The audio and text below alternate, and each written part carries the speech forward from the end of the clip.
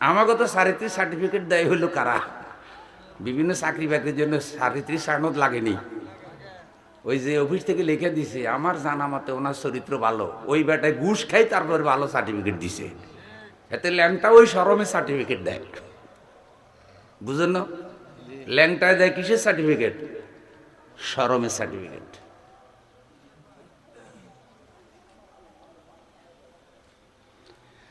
হযরত খাদিজাতুল কুবরা রাদিয়াল্লাহু তাআলা আনহা বলছেন, আমি আপনার 5টা গুণ দেখি। কি? ইন্নাকা লাতাসিলুর রাহিমা, আপনি আত্মীয়তার সম্পর্ক নষ্ট করেন না, আপনার ব্যবহারে কোনো আত্মীয় কষ্ট পায় না। সুবহানাল্লাহ। এবার আপনারা বলেন তো, আত্মীয় স্বজনের হক আছে না নাই? ওয়া আতিজাল কুরবা হাক্কাহু ওয়াল মিসকিনা ওয়া ইবনাস সাবিলি ওয়া লা তুবাযযির তাবযীরা, আত্মীয় স্বজন পাড়া প্রতিবেশীর হক আদায় করে দাও। নবীজি বলছে সবচাইতে উত্তম বিবাহ সেই বিবাহ, সবচাইতে উত্তম অনুষ্ঠান সেই অনুষ্ঠান যে অনুষ্ঠানে বাছাই করে করে গরিবদেরকে, গরিব আত্মীয়দেরকে আগে দাওয়াত দেওয়া হয়। জোরে বলেন সুবহানাল্লাহ। ভাই, আপনার বাড়িতে বিয়ের অনুষ্ঠান, আপনি টাকাওয়ালা, আপনার 2-4টা আত্মীয় আছে, ওরা গরিব, কুলের ঘরে থাকে। নবী সাল্লাল্লাহু আলাইহি সাল্লাম বলছে ওইটা সেরা অনুষ্ঠান যে অনুষ্ঠানে গরিব আত্মীয়দেরকে আগে দাওয়াত দেয়। সুবহানাল্লাহ কইবেন না?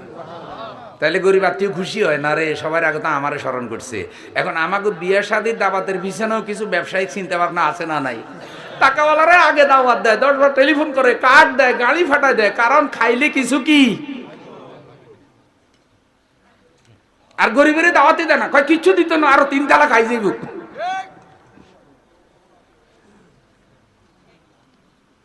ভাই, কোনো খারাপ লাগেনি কোনো?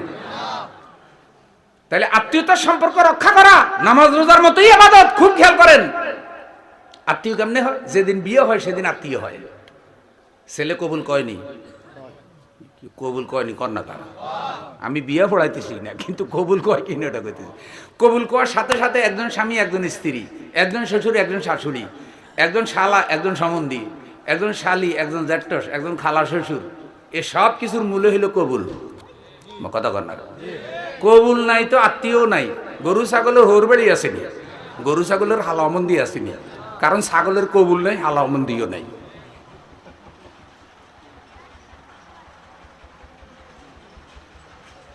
ভাই, ওয়াজ বুঝা যায়নি?